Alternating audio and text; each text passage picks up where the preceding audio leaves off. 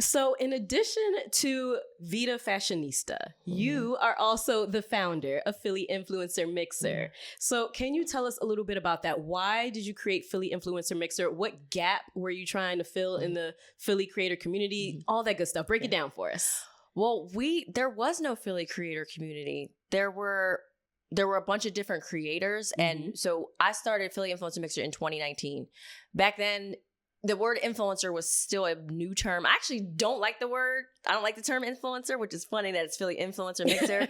Because trust me, I thought about changing the name, but it just kind of stuck. And I was like, I was like, it works. But there was no creator community. I would go to events, and back in 2014, you couldn't tell me that I wasn't the only blogger in the city of Philadelphia. I met Sabir, Men's Style Pro. We met at Philly Fashion Week in, I think, 2013. He was sitting in the front row of Men's Style Week. We were at not the Four Seasons, one of the hotels downtown. And I saw him sitting in the front row, and I go, yo, I like your Argyle socks. And that was our connection. That was how we met. So I would see him out at events. And then I met Alex and Mike. They now are into home decor and everything. But I would see the same people out, and it was I know you, but I don't know you. Why don't I know you? And there was never, we would go to events, but there was really never an opportunity for the creators to actually connect. And people, they don't realize, people go to these events, these social events, these networking events, and they don't be networking for real. Yes. People like to come get their content, hide in a corner, show their face, get their little selfie in, and be out. And then next thing you know, they had the best time of their lives. When you go on Instagram, you I didn't even know you were there. Or what? The worst part, they go home and then they see you post. I'm oh, I saw you there. Why didn't you say hello? It's mad weird. It's so many people who do that. You'll see someone staring at you dead in the face. It's just say hi. Weird. And they get scared. And I am one of those people, what you see is what you get. So when you see me on my Instagram stories, I'm giving you that same energy when you see me in person. Now, don't be weird, because I don't trust people right away. So I'll be I might be a little reserved, but then I'm going to be and you're wow, she's a lot. In the best way, of course. But yeah, so we would see each other out at these events. I felt like we didn't really connect like I would want to. And a lot of the other creators were saying the same thing. They were yeah, we feel the same way. There's there's not a community here. And at that time, I would look at the creators in New York and the ones in Texas, and they all felt like they had some sort of they bonded with each other. They would shoot content together. They would collaborate with each other. And I'm why are we out here? Let's not do crabs in a barrel. We city of brotherly love. Let's get it together. So I took it upon myself, and I'm well, or is anybody going to do anything about this? And I'm okay, I'm not going to talk about it. Let's be about it. And I said, well, maybe I could see if I could get an event together and invite some creators that I know and see if it can become a thing. So from that, I was I need a space. A good friend of mine, Kate from Philly PR Girl, she had, one of her clients was Photo Pop Philly at the Bourse Building.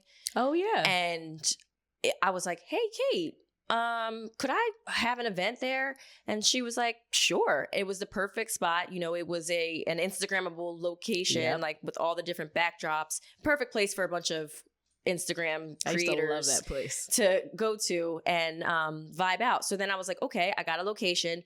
Now I was let me get some brands. And at the core of everything is creators first, and then I want to amplify our local businesses because we have so much here in Philly. So I reached out to a couple of companies in Philly, and they were yeah, we're on board. So we had the Quaker City Shrub. They provided some drinks. My cousin, Philly Sweet Shots, she does cakes and cupcakes, alcohol infused, and she does non-alcohol food, but the alcohol infused ones, they're dangerous and delicious. So she made the cupcakes, and they all said Philly Influencer Mixer on them. Alana Fair, she's a local Philly designer. She does a lot of sports stuff. Ooh, so she will make a tie-dye sweatshirt and put an Eagles patch on it, or any sport that you want. And she contributed to a giveaway. So she gave away one of the sweatshirts and a bucket hat, actually. I have a couple of her things. And then a couple other people joined together. And I said, okay, this is going to be a thing. I hired my cousin as a photographer. And we were rocking and rolling. I think I invited 40 people. And I was so nervous because I'm like, is anybody even going to show? I'm pretty sure it was free.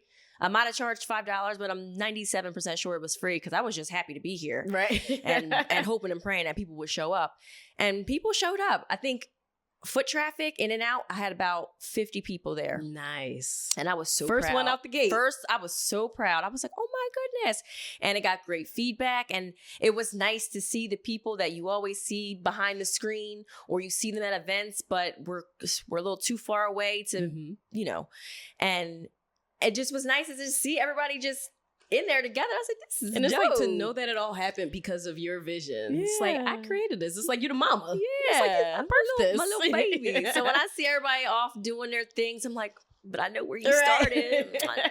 And from that, it had a great response. Everyone said how, you know, great of a time they had. And they were like, oh, you should do this again. And I said, okay, sure. Why not? So in the fall of 2019, I had a bigger event. And they were just called mixers then. And it was at Stratus Rooftop. Ooh, and yes. I've maintained everybody that I've worked with from day one. They were from my relationships with Vida Fashionista that I just maintained. And then that's why I always tell people it's important to not only, you know, build those relationships, but nurture those relationships. Yes. Check in on people, like be a person. You know what I mean? You never know. Listen, everybody in Philly knows each other. Somebody knows somebody. And people like kind of like job hop. So they might have been at Stratus here and now they're over at, you know, whatever, you know, and you never know when you need like a contact or something. And so the second mixer was at Stratus on the rooftop. It was bigger. I had more vendors involved, more decorations. Nice. It was dope. And it was another success. And then right from there, I was like, I need a conference. We need a conference. I said, this is happening. We can make this conference happen. And then the pandemic happened. Oh, I was getting here excited. Like, tell me more. Yeah. What else happened? Oh, so that put a monkey wrench in it. Girl, monkey wrench ain't even the word. I announced that this conference was happening, I'm looking at it and I was actually planning the conferences now. I was like, what was I thinking? Because I was really out here. I announced that I was having the conference in March of 2020. It might have been. Oh, that was the cusp. It might have been the end of February 2020. And I remember somebody commented and they were like, well, aren't you worried about COVID? I was like, I said, COVID? What is this COVID, Google? I was like, well, you know what? I said, we still have 2 more months. So if we are dealing with COVID, then we have bigger problems. I'm pretty sure everybody said that back then, though. Oh, definitely. Because they were like, 2 weeks and we're good. Because that's how we was with the show. 2 weeks and we're good. We'll take a short break, turn into months. 2 weeks and we're good. And then everything got shut down, which was insane. But I was like, we should be fine. I announced that this a conference was happening the end of February. May, the conference was supposed to be happening. I ain't had nothing planned. I mean, it was all up here. I did have a venue. I didn't announce that the conference was happening until I got the venue. And dope venue, like. Which venue was it? Is it still alive after COVID? The Logan. Oh. Ooh, that's a good one. I know. Look, I'm still trying to get in there. But everything, the hospitality industry changed so much. It did. A lot of 95% of my hospitality contacts aren't even in the hospitality industry anymore. Yeah, everything shifted. Yeah, everything shifted. Then, you know, with like inflation and then everybody changed their like parameters of things. So what I was getting back in 2020, I was like, you know, a couple years later, I was like, hey, so remember when, you know, I'm kind of like, can you just like bring that deal over into like this year that I need it? It wasn't like that anymore. So now it went from we can give you a space to now I got to buy a whole hospitality package, which that's a whole wedding. And it costs more than my wedding. And I was like, whose money? What? So anyway, the conference didn't happen. It was a blessing in disguise because I truly think back then I may have bit off more than I could chew. So that was a sign for you to take a moment and pause. Yeah, well, I took a moment and paused and got pregnant. Well, that was a big pause. I mean, hey, motherhood. I mean, there were so many COVID babies though. So that's like the new baby boom. Right? Literally. So many. And then had the nerve to turn around and get pregnant again. My baby was 9 months old. And I was like, oh my God, I'm pregnant again. What is happening? Oh, y'all was really quarantining. You know what though? You know what? Because people be like, well, why are you surprised? Like, don't you know how babies are made? Yes, but I don't want to put our stuff all out there. We're gonna be like, all right, yeah. Davida. But it happened very quick. And we always knew we wanted more than one kid. Mm-hmm. Just didn't know it was going to happen that fast. I mean, at least you knocked them both out back to back. Facts. My grandmom, my dad is one of 6, and they're all a year or less apart. Oh, your grandmother. I know. Bless her. She always was like, if you're gonna have them, might as well just have them back to back. And be done. Sometimes it's easier said than done. There's all the things, but it happened, and I was like, I got your genes, girl. Both of my grandmoms actually, because my mom's one of 9. Oh my goodness, are they? So they was expecting you to have like 12. No, they weren't expecting that, but I just don't think that anybody, myself included, was expecting them to be that close. Right. But I'm like, y'all, there's people that their kids are literally less than a year apart. So, my kids are 17 months apart. It's not terrible. Yeah, me and my brother, we're only a year and a week apart. Yeah. So, but 2 under 2 is it's wild. You made it through the trenches. Oh, yeah. And during COVID times, like things were still closed halfway. Some stuff was opening. God bless you. Yeah. But while, all that was happening, that was like a whole new season and transition of life. And that was hard for me to grasp because I'm still over here in my mind. I'm like, I want to be on 1,000. But I'm like, oh, hold up. Hey, you got 2. Maybe I got to take a step back, but I really didn't. I was like, do I have to take a step back? But I did. Mm-hmm. So Philly Influencer Mixer, I couldn't do all the things that I wanted to. Mm-hmm. So during COVID with was I pregnant yet? I might have been pregnant, but during COVID, we were doing, stay at home. So we were doing the Instagram lives. We're just trying to keep up the vibes and the stay vibes. Present. Yeah. And keep the community going. But then once I got pregnant, I was like, I'm tired. Yeah. I woke up tired. I'm tired and I need a nap, and I wake up from my nap and I'm tired and I'm just like, what is going on? So anyway, fast forward, and I got back into the swing of things with Philly Influencer Mixer. And it's funny because a lot of people, Philly Influencer Mixer's on their radar, and they're like, oh wow, you've done a lot in the last year. And I'm like, well, wait, hold up.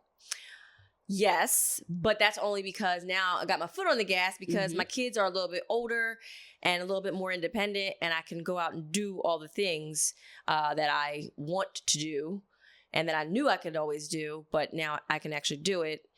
And it wasn't always like that. I had to ease into it though. So I was like, okay, I would have an event here just to be like, hey guys, we're still here. Didn't go anywhere. And then I started getting back active on the socials and just being more consistent with posting everything and having more events. But the one thing that people don't realize, because they'll be like, oh, where's your calendar of events? What's the next thing happening? And I'm like, I will not sacrifice quality for quantity. Yes. Love so that. I don't need to have an event. In my mind, in my heart of hearts, I would love to have an event every month, but people don't realize it takes a lot. What goes into these events. It's like, oh, we had a great time, kiki. Mm-hmm. I was stressed. Y'all at the event having a good time. I done moved on to 7 events from now. Mm-hmm. We're in June right now. My mind is in January. Literally. So it just is a lot. But I said, I'm not going to just, host an event every month if it can't be up to my standards. Mm-hmm. So opportunities come, really cool opportunities come, just again, from me maintaining connections with Vida Fashionista, just working it all together. But I won't, and I said, if I don't have another event or do another thing until the conference that's coming in October, then it is what it is, because the conference is gonna be dope. Yes, I'm excited.